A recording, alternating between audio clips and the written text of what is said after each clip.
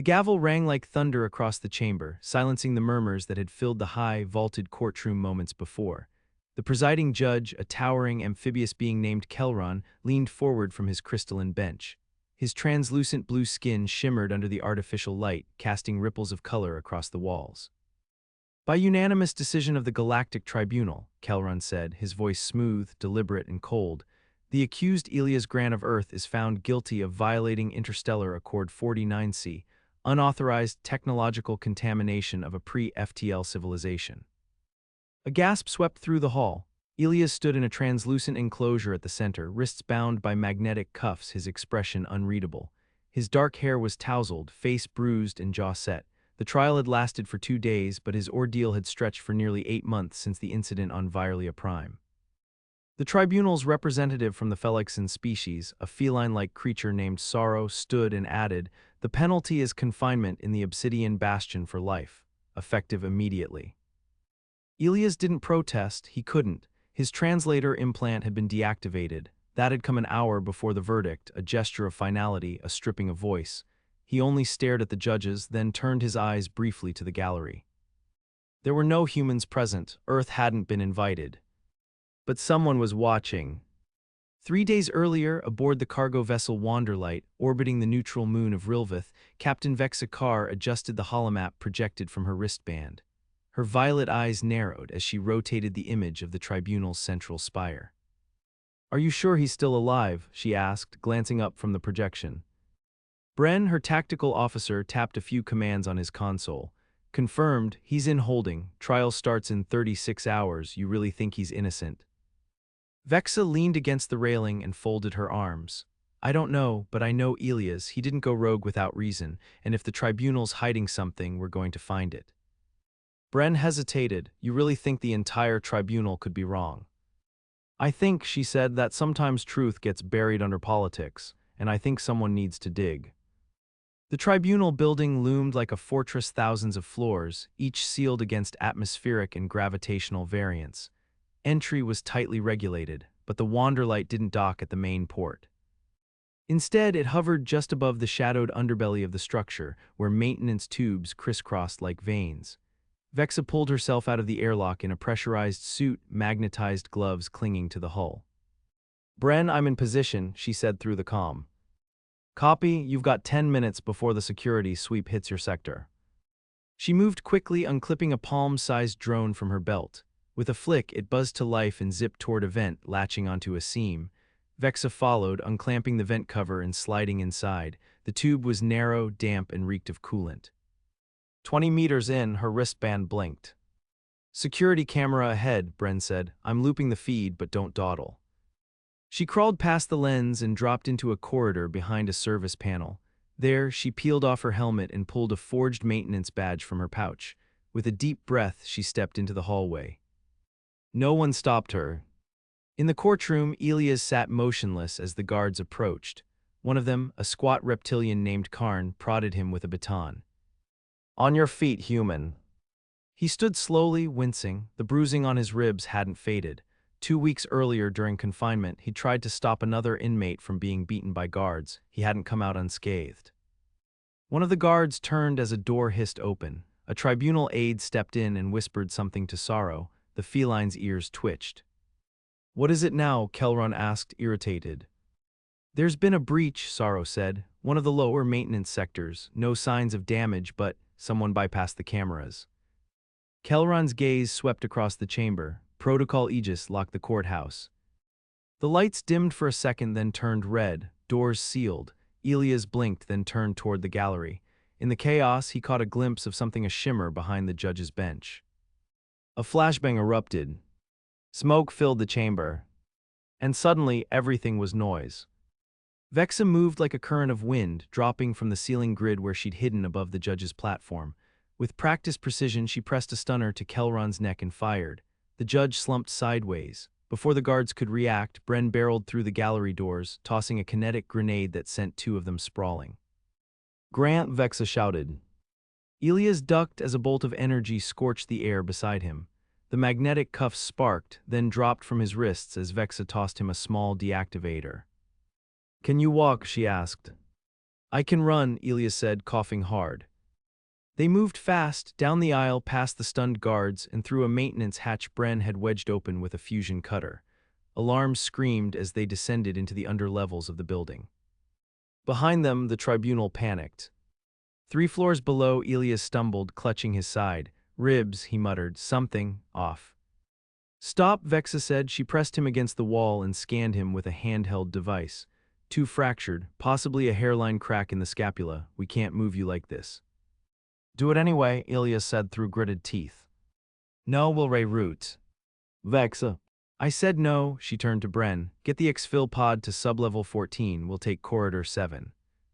It's sealed, Bren replied. Then unseal it. Back in the courtroom, Kelron stirred, groaning. Sorrow leaned over him, furious. This is a declaration of war, he hissed. No, Kelron said, it's worse, it's an insult. The chamber was in ruins, the judges had been evacuated. The court's legitimacy, already fraying from rumors of corruption, now teetered on the edge. One of the security aides approached. The SKPs are in the underlevels, we've dispatched drones. Kelron stood, his robes torn. I want them alive, and I want the names of every species that helped them. He turned to the gallery, now half empty. Because this is not just a rescue, this is defiance. Vexa guided Elias down a narrow corridor, one hand supporting his weight. He was pale but alert. Why did you do it? She asked. What? Violalia Prime, you gave them tech, why? He took a breath. They were dying, a planetary virus. No cure, no help. The Accord said we couldn't interfere. I made a decision. She didn't respond right away. You knew the penalty, she said finally. Yeah, Elias replied, but I couldn't watch them die. They reached the exit hatch. Bren was already there, fingers flying over a console. Pod en route, he said, ETA 3 minutes. 3 minutes we don't have, Vexa muttered.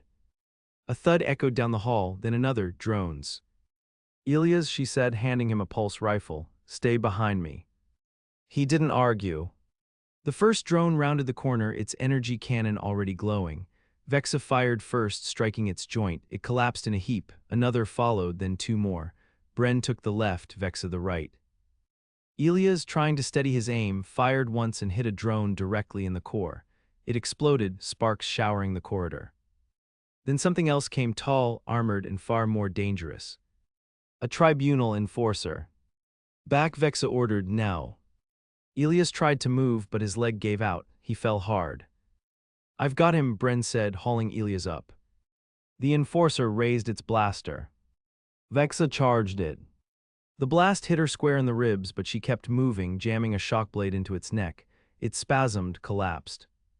She staggered back, coughing. Vexa, Elias shouted. I'm fine, she gasped, though blood stained her side. The pod doors hissed open behind them. They piled in. As the hatch sealed, Vexa slumped into a seat, breathing hard. Tell me, she said to Elias, that what you did was worth this. He looked at her, eyes clear despite the pain. It was. Outside, the tribunal watched as the pod streaked away. The court had declared him guilty, but now the galaxy saw something else. They saw allies who refused to accept the verdict.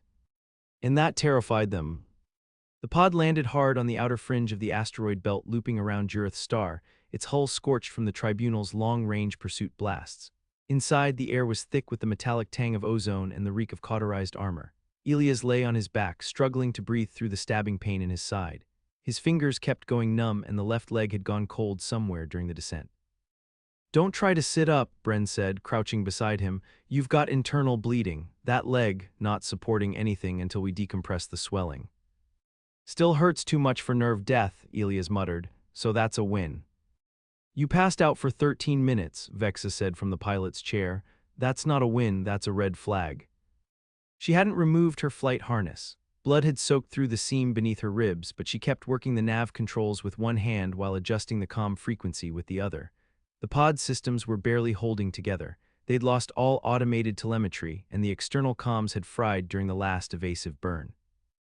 Bren pulled open a compartment at the base of the pod and retrieved a field medkit, snapping the latches open with 2 fingers. We've got 2 choices, he said. Inject the coagulant now and risk clotting in the wrong place, or wait until we can stabilize you in pressure-neutral gravity, which we don't have. Elias clenched his jaw. Do it now. This isn't a vote. I said do it now. Bren didn't argue. He slipped the injector into Elias' upper thigh, counted to 3 and pressed the plunger. Elias stiffened, groaned, then exhaled through clenched teeth until the tremors stopped. Heartbeats irregular, Bren said, watching the medscanner, but we bought time. Vexa flicked a switch overhead and the display flickered to life, dim and glitching. We're 27 minutes from the edge of the field. Once we're clear, we can jump to the relay station at Varnath's Ring if it's still operational. And if it's not, Elias asked. Then we go dark and drift. The pod rocked not from impact, but from the subtle shift of a powerful gravitational anomaly passing nearby. A massive mining platform, all but abandoned, loomed just outside. Its lights were dead, but a faint flicker of thruster residue suggested recent activity. Someone been using that place, Vexa said, probably smugglers. Or bounty teams, Bren added. Tribunal been paying premium for anything breathing with a Terran genome. Elias pushed himself upright, his hands shaking from the strain. If they track us again, they'll send something bigger.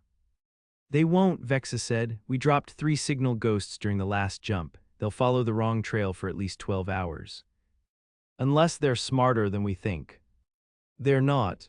The pod's proximity sensors lit up. 3 ships, small and fast, skimming the asteroid belt in a tight triangle.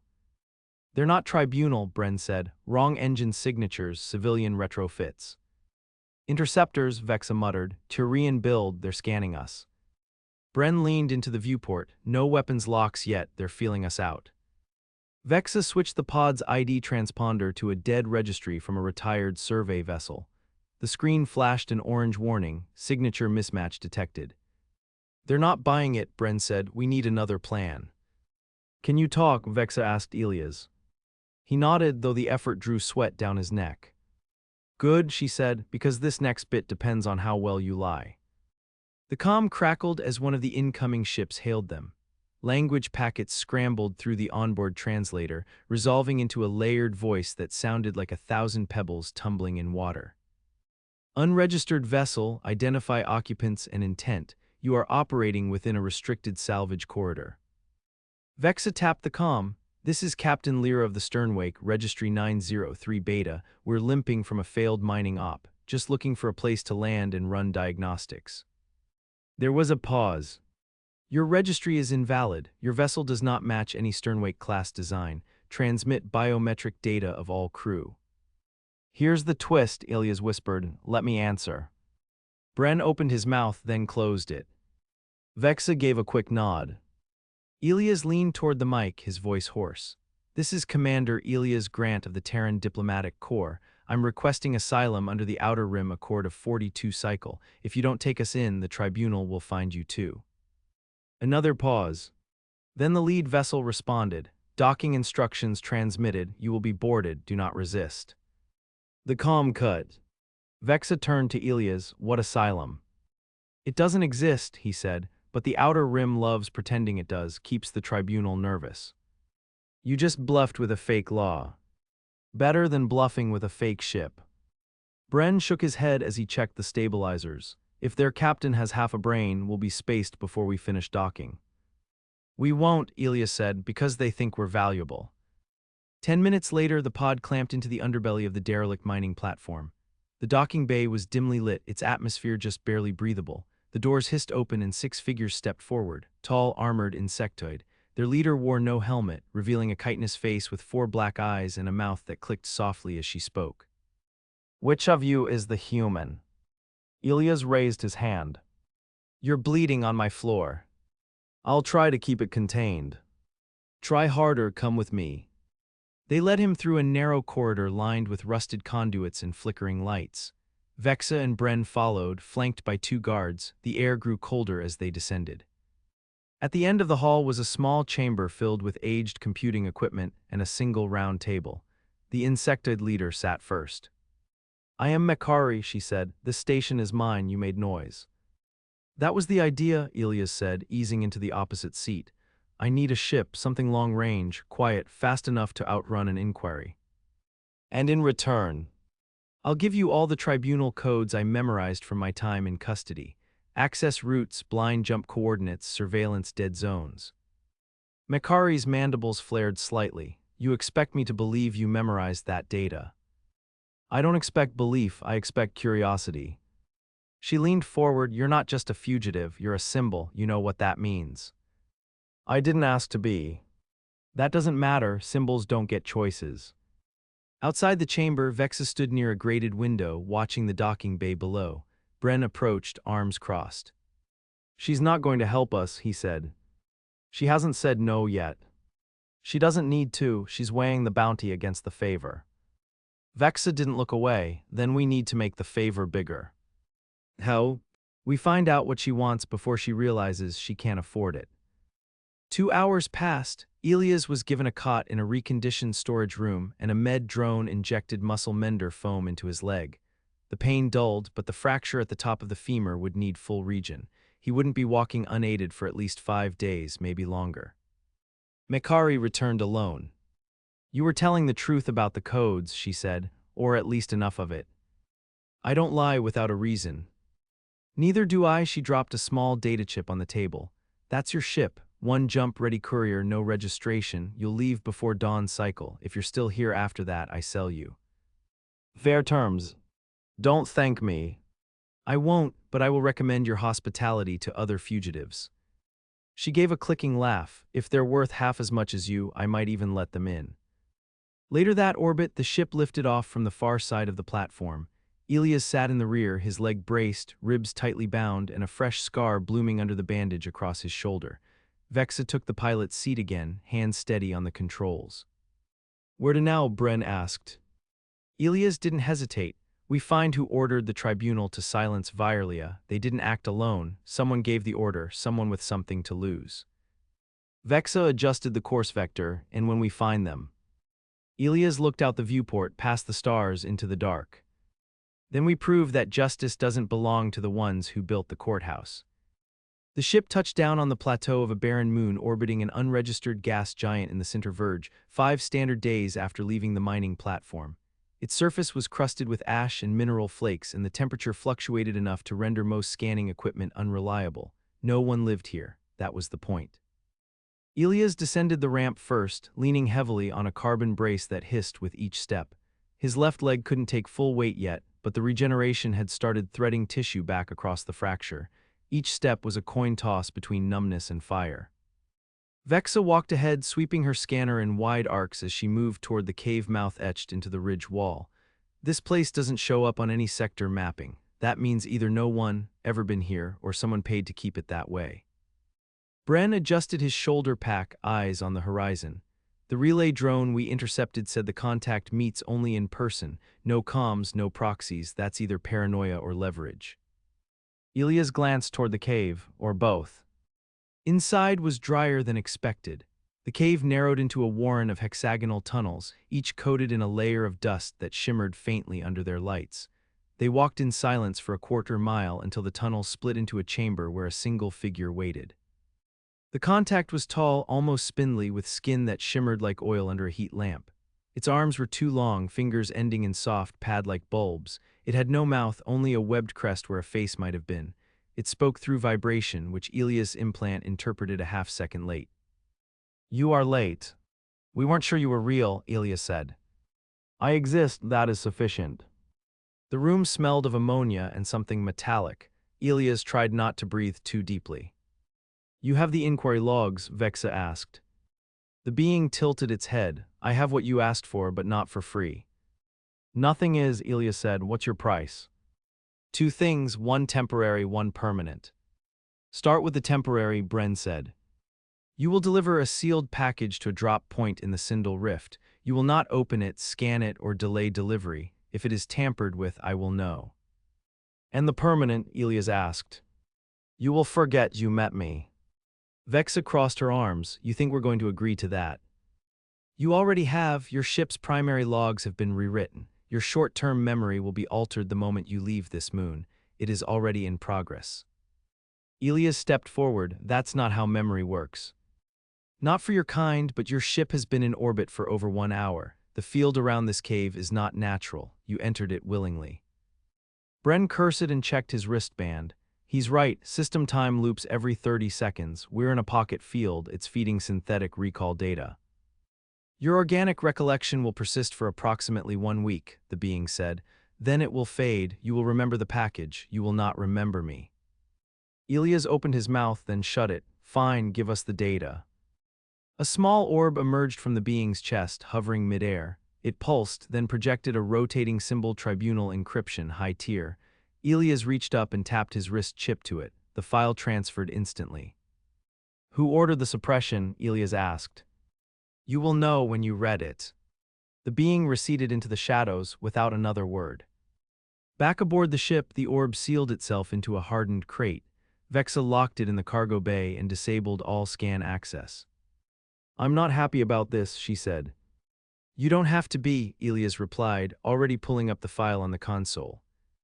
The screen filled with hundreds of pages of correspondence, encrypted orders, redacted memos, and financial routing strings. The deeper they went, the more tangled it became. None of these names are Tribunal, Bren said. No, they're contractors, shell companies, look here. Elias expanded a cluster of routing nodes. This one's tied to Geneth Tech, Earth-based but with off-world branches. That's not enough, Vexa said. It is if you follow the money. Every step leads back to the same place, the Arkan division. Vexa's eyes narrowed. They're not under Tribunal jurisdiction. No, they're under TerraCore. Bren leaned back. That's why the Tribunal buried it. They weren't protecting their reputation. They were protecting a client. They let a plague wipe out a colony, Elias said, because treating it would have exposed TerraCore's illegal trials. The Tribunal covered it up to keep the credits flowing. Vexa stood, and then we expose it. We can't, not directly. The Tribunal won't acknowledge data from fugitives. We need a leak. Someone credible, Bren said, neutral, visible. Elias turned to the nav panel. I know exactly who.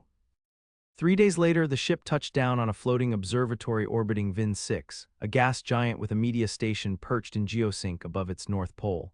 The station was run by the Celt, a species of gelatinous archivists who were fanatically devoted to factual dissemination. They didn't believe in narratives, only raw data.